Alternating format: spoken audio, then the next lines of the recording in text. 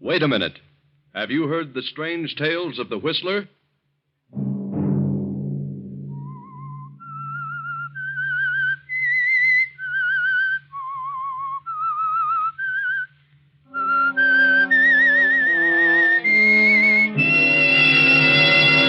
I'm the Whistler.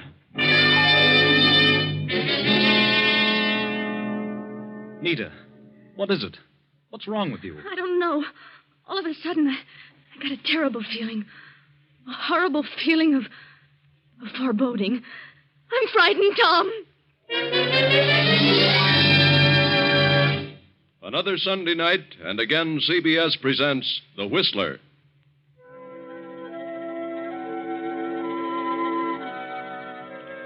I, the Whistler, know many things, for I walk by night. I know many strange tales, many secrets hidden in the hearts of men and women who have stepped into the shadows.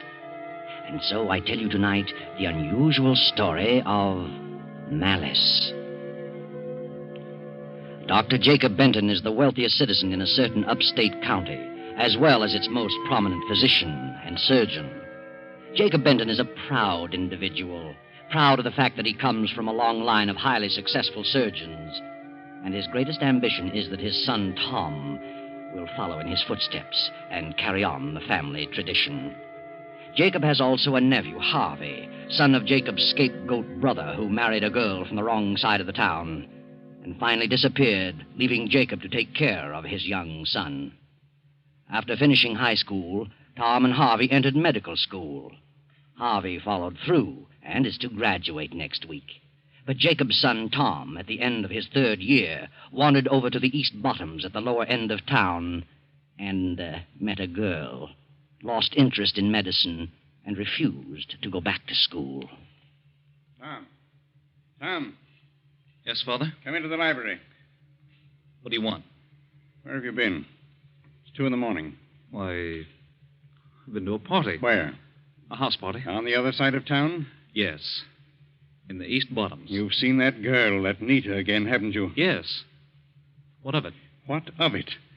You're a disgrace to the name of Benton. I've told you time and again that you don't belong over there. I like Nita because she's honest and genuine. She's not filled with a lot of silly ideas like Eloise. Eloise is a fine girl. She belongs to an excellent family. Oh, bosh. Eloise is a phony. Nita's a real fellow. If you become serious about this girl, you'll be ostracized. I know all about poor Uncle George. He went over to the East Bottoms and met a girl and went to the dogs. But it wasn't the girl. He was no good in the first place. He was a stubborn fool, just like you. I resent being told who and when and where. Are you in love with this girl? Yes. I'm terribly disappointed in you, Tom.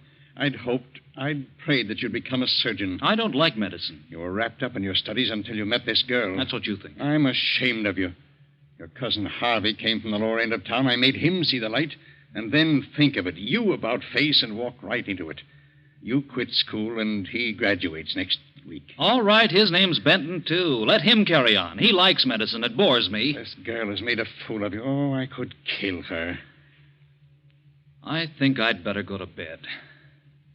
Good night. Good night, young idiot. He's going to finish school if I have to... What's all the racket about down here? Oh, come in, Harvey. I heard voices. Yes, it was Tom. He's been to a party across town. Been out with that cheap girl again, that Nita. Are you sure? He admitted it. Says he's in love with her. Tossing his career to the winds over a woman like that. How long has he been seeing her? Several months, I suppose. That's why he wouldn't go back to school. All she's after is his money. How he ever met up with her, I'll never know. I'm afraid I'm the cause of that, Uncle Jacob. You? What do you mean? Well, when I was home last summer, I went over there one evening, several evenings, in fact. Tom insisted on going along. I wanted to see some of the kids. I went to school with Nita, and, well, I introduced them. Well, of all things, you were born over there, and if you insisted on going back, it was your own business. But Tom is my son. You knew how I felt about it. You had no right to take him over there. I realize that now. Well, something's got to be done about it, at once. Yes, but what? I'll put an end to it. Believe me, I'll find a way, and I'll stop at nothing.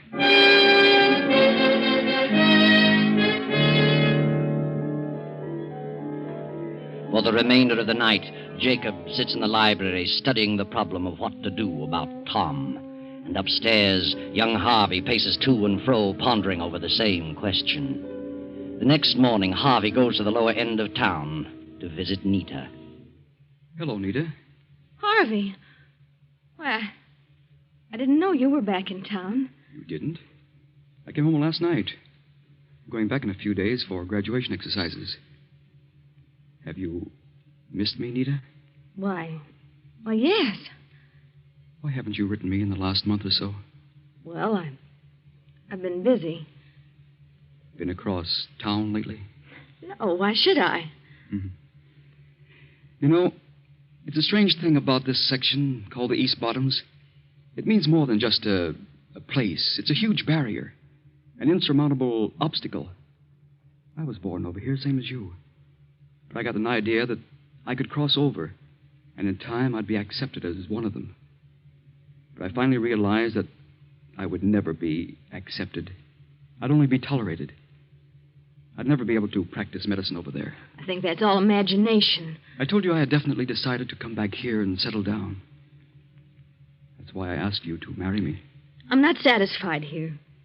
Since when? I've never been satisfied here. You belong here, Nita. You'll never be able to cross over. You'd be miserable. I know. Maybe. And Tom would never last over here. He'd wash up, just as my father did. What are you talking about? I know what's happened.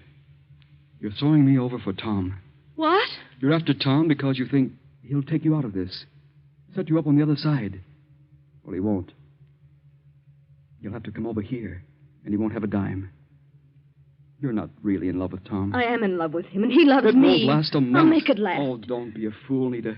Tom's father thinks you're a good-for-nothing, and he'll never change. I don't care. I love Tom. And when it came to a showdown, Tom would walk out on you. I'm going to marry him. I've made up my mind. Then there's nothing more I can say. Goodbye, Nita. Goodbye.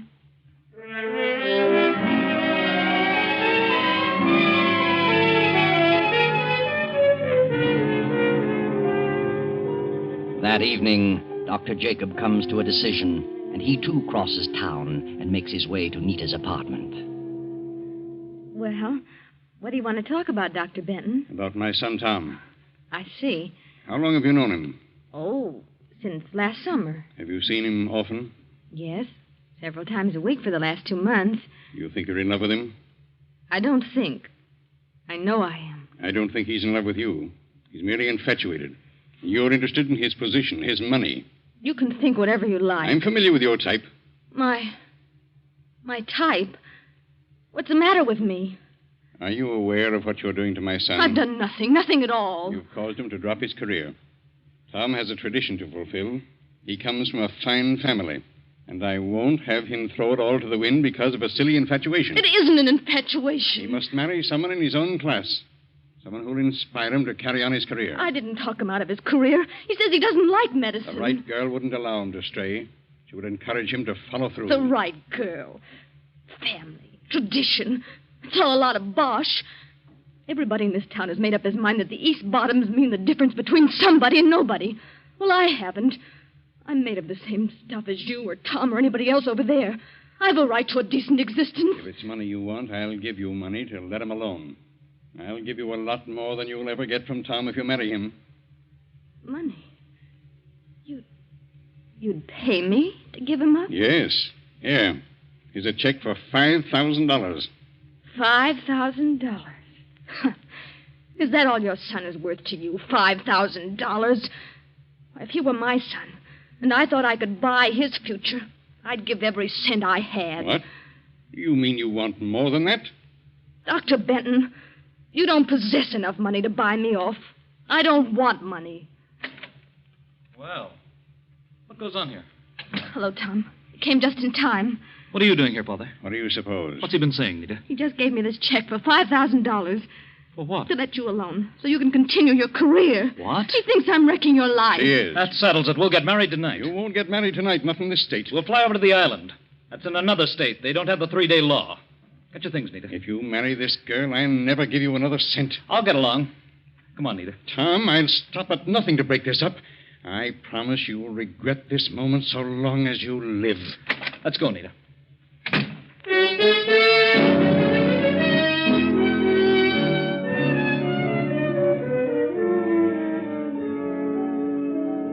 So Tom and Nita rush out of the house and drive to the airport just outside of town. A storm has come up. The highway glistens in the beam of the headlights. This rain is certainly like a cloudburst. Maybe we shouldn't fly over tonight, Tom. Why not? I don't like to fly in a storm.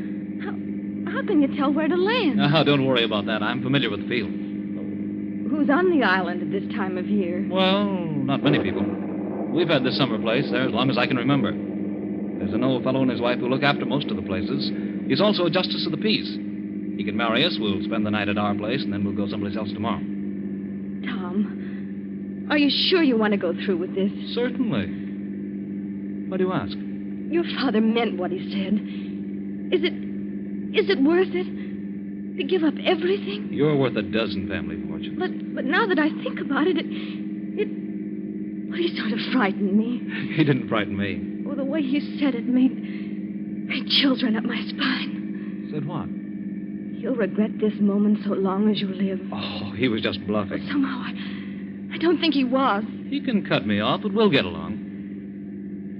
Tom, why don't you finish your studies? I told you, darling. I don't like medicine, and I never will. Why should I do something I dislike just because my father and my great-great-grandfathers liked it? Well, what do you want to do? Oh, I don't know. But I'll find something. Tom? Yes? What is it? Nita. What is it? What's wrong with you? Oh, I don't know. All of a sudden, I got a terrible feeling. A feeling of foreboding. Snap out of it, Nita. This isn't like you. I know, but I can't help it. I'm frightened. Of what? I don't know, but I am. Oh, Tom, let's turn back. Let's wait, please. Oh, no, you can't back out now. We're going through with this. But he meant it. Your father meant what he said. I know he did. Please turn back. I wouldn't turn back for all the money in the world.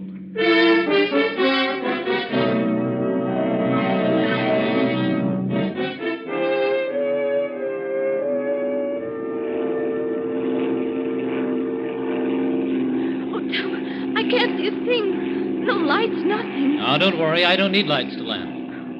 He should have come in a boat. No, it's too choppy for a boat. This is the only way in weather like this. Tom, there, I see a light.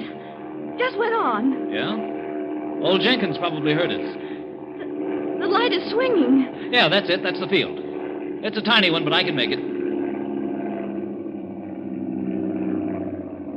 There's a light. Yeah. We're all right now. Hang on. I'm going to set her down. Tom, look out those trees! Pull up!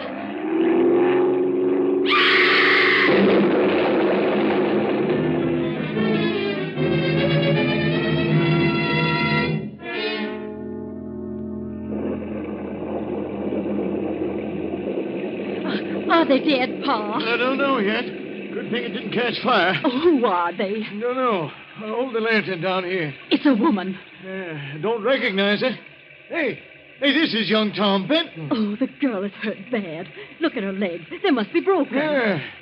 Come along. We'll get him over to the house. Phone Doc Benton.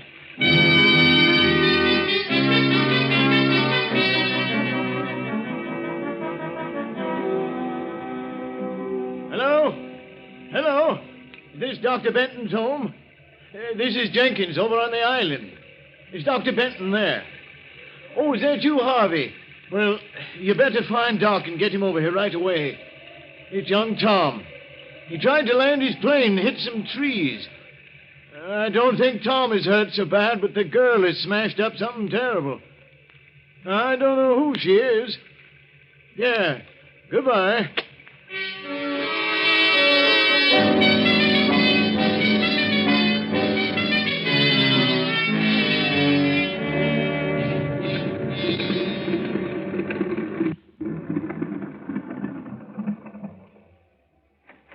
Well, it didn't take you long to get here, Harvey. We've got him over at our place.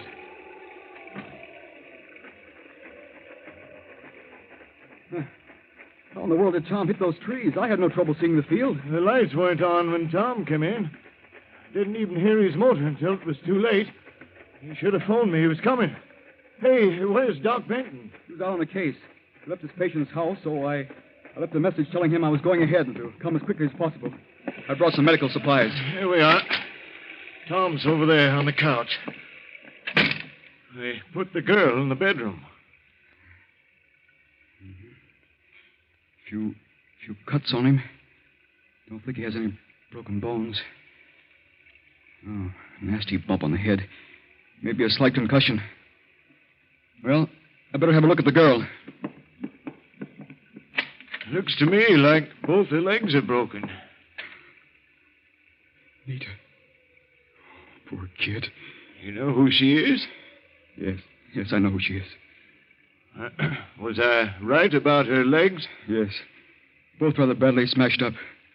Where were they going on a night like this? I imagine they came over here to get you to marry them. Marry him? Well, I'll be darned. Wonder why he didn't phone me first. They were in too much of a hurry, I suppose. Too bad. She's in a very critical condition. Extreme shock. Better get some hot water and plenty of blankets. Yeah, right away. Get the house as warm as possible and put more blankets on Tom. I'll be right back. Martha? Yes? How is she? Harvey says she's in bad shape. Gather up all the bedclothes and coats you can. Got to cover 'em up good. Put on plenty of water to heat. I'll build up the fire.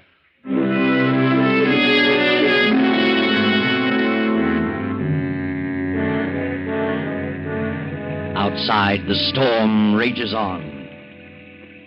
Harvey sits quietly beside Nita's bed, staring at her in a daze. Her breathing becomes shallow, irregular. A quarter of an hour passes. Then a plane motor is heard overhead. The ship sets down, and Dr. Jacob hurries to the house. Tom's over there, Doc. Tom. He's been unconscious ever since we brought him in. Can't find any fractures. He's got an awful wallop on his head. Yes. I see. No apparent concussion. He'll be all right in a short while. Get some pillows. Raise his feet. I want his head lower. I'll get them. You certainly got it hot in here. Yeah. Harvey had us do that because of the girl. She's pretty bad. Girl? Where is the girl? Oh, in the bedroom there. Harvey's in there. I'll have a look at her. Harvey. Huh? Oh. Hello, Uncle. What's the matter with you? I just... Are you crying? No, I'm just... This is a miserable mess. Fine example of a doctor you are. You have to learn to be completely impersonal about these things. Oh, I know. What do you say is wrong with her? Both legs are broken. She's suffering from extreme shock. Uh-huh. Better take your bag, go out there, and give Tom a shot of adrenaline. I'll attend to the girl. Yes, sir.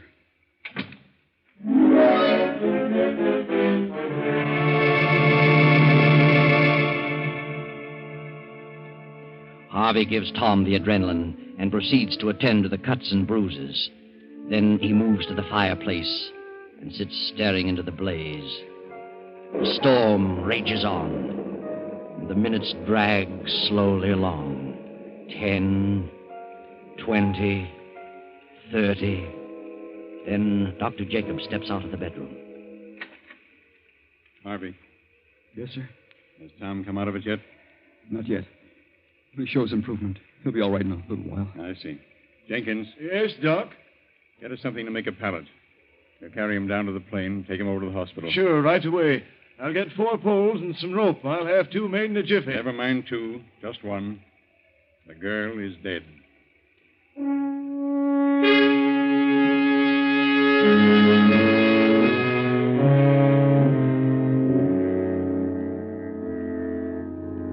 Then on the following day, Tom has fully recovered.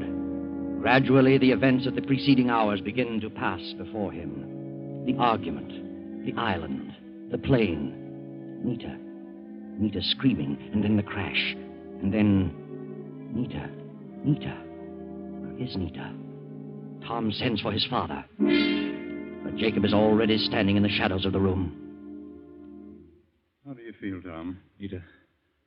Is Nita all right? Now, take it easy, Tom. Don't get excited. Where is Nita? Forget about Nita for the moment. You've been pretty badly banged up. A little more, and you'd have had a real concussion. What about Nita? If you insisted on flying to the island, why didn't you phone Jenkins to turn on the light? He heard my motor. We were in a hurry. Besides, I saw the lights. Jenkins said he didn't turn them on at all. Didn't hear you till just before you crashed. That's ridiculous. Where have you got Nita? Nita is at the undertaker's. She... What? She's dead. Good Lord. Was she... Did it happen in the crash? No, she died about half an hour after I got there. Were you on the island? Yes, Jenkins found you and called the house. I was out on a case and got to the island too late to save her. What was the cause? Her legs were broken. She died from extreme shock. Was there nothing you could do? Nothing. Did you try? I resent that inference. You should know better than that. I'd rather have had anybody in the world there than you. Do you know what you're talking about? Yes, I do. You hated her. You didn't give her half a chance. Will you shut up and stop yelling? What did you give her? I gave her adrenaline. It was probably water. I've heard enough out of you. When you come to your senses, I'll consider talking to you. Good day.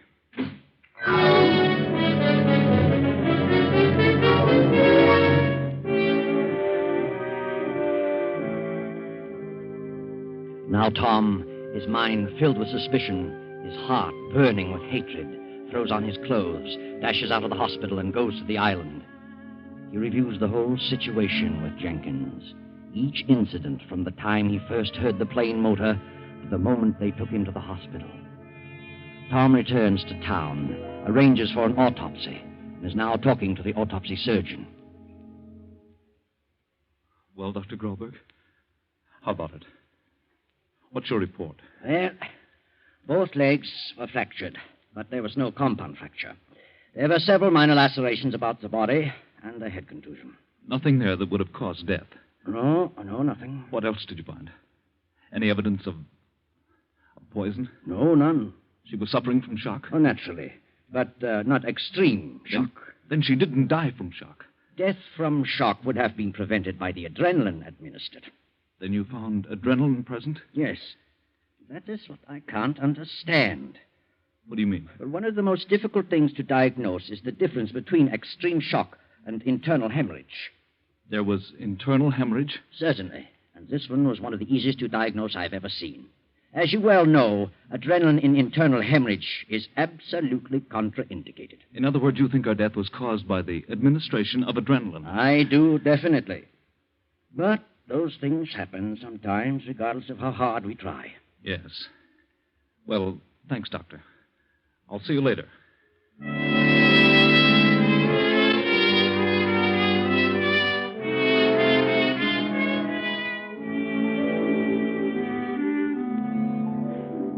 Hello, Father. Well, have you finally come to your senses? Yes. Yes, I have. I'd like to have a little talk with you. Very well.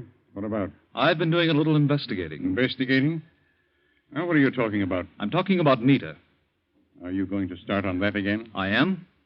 And I'm going to follow it to a conclusion. I don't want to have anything more to do with it. But I do. I've had a hard day, and I don't care to listen to any more of your idiotic babblings. How would you like to have the grand old name of Benton? The untarnished reputation of your long line of surgeons blasted to 1,000 pieces. What are you talking about? How would you like to have it known that you, the eminent Dr. Benton, the trusted, the revered Dr. Jacob Benton, deliberately and with malice aforethought caused the death of a girl? How would you like that? You're insane, positively mad. Oh, no, I'm not. I've gone back over the whole thing. I know you hated Nita. You said I'd regret the day so long as I lived. You threatened to do something, and you did. At your first opportunity. You are crazy. You did everything to separate us. You tried to buy her off. When that didn't work, you killed her. Get out of here. Leave this house. You didn't just let her die. You killed her, murdered her. Get out. I know what I'm talking about. I had an autopsy performed. You what? An autopsy. Go on. She didn't die of shock. What then? She died of a very obvious internal hemorrhage. aggravated by adrenaline, which is contraindicated. You're a specialist in that line. You couldn't have made that mistake in 1,000 years. But I was positive it was shock. You knew what it was. No, I must have been wrought up. I could have made that one wrong diagnosis that happens once in 1,000 times. Oh, no, I saw the body. I could tell. With as little medical experience as I've had. Tom, you mustn't say anything further about this. Why not? Oh, it would ruin my reputation. Oh, now you're worried about your reputation. What's that compared to the girl I love? Oh, but Tom, listen to me, please. Good night. Wait a minute. Wait, Tom. Well, what do you want, Harvey? I heard you. I heard every word. So what? I can't let it go on like this. I can't let you do this to your father. What's it to you? You keep out of it. No, Tom, now listen. You're wrong. I know what I'm talking about. Nita was murdered, and I can prove it. Your father had nothing to do with it. Harvey, that's enough. Leave us alone. I won't. I can't stand by quietly and see this happen to you. I won't. Leave this room, Harvey. Don't say another word. Now, wait a minute. What are you trying to say, Harvey? I did it. Your father's trying to cover up for me. What do you mean? He wants to save my future reputation. If it got out, it would be a blot against me. What would be? When Jenkins called, your father was out. He told me what had happened. I left a note for your father, took an emergency bag, and flew to the island in hopes I could do something. Go on. I thought Nita was suffering from shock. I was terribly upset because I was in love with her. So I gave her adrenaline. I wasn't experienced enough to recognize symptoms of hemorrhage. Is that the truth? Yes, now that he's told it, there's nothing I can do. I knew in an instant it was hemorrhage. When I saw the adrenaline vial, I knew what a terrible mistake he'd made. He was emotionally upset over the girl, and I wanted to give him a chance. It was done. I tried my best to pull her through, but it was too late. I'm sorry, Tom. Terribly sorry. Harvey guiltily leaves the library and goes up the stairs to his room. Tom stands staring at Jacob, then drops into a chair and begins to sob softly. A few minutes pass, then a shot. Tom and his father leap to their feet, rush up the stairs and into Harvey's room. Harvey is sprawled dead over the desk, a gun in his hand, and on the desk a note addressed to Tom. Read it, Tom. Dear Tom, I can't stand it any longer. It's been driving me crazy from the moment I did it. Nita's face is before me every second of the day and night. I was in love with her. But when she ran away with you, I lost my reason. I imagined she'd be better off dead. I was filled with hatred. I knew she was suffering from hemorrhage, but I gave her the adrenaline in a bit of revenge. Now it's driving me mad. Forgive me. Harvey. Well, that's the end. Another case of jealousy. Another example of the futility of allowing oneself to become a victim of the green-eyed monster, jealousy.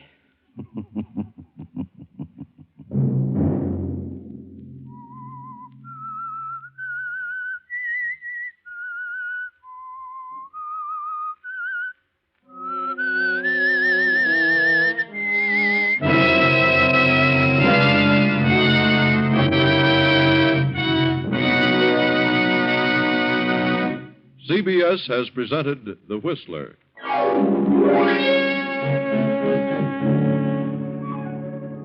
Original music for this production was composed and conducted by Wilbur Hatch. The Whistler is written and directed by J. Donald Wilson and originates from Columbia Square in Hollywood. Next Sunday, 9:15. I, the Whistler, will return to tell you another unusual tale. Good night.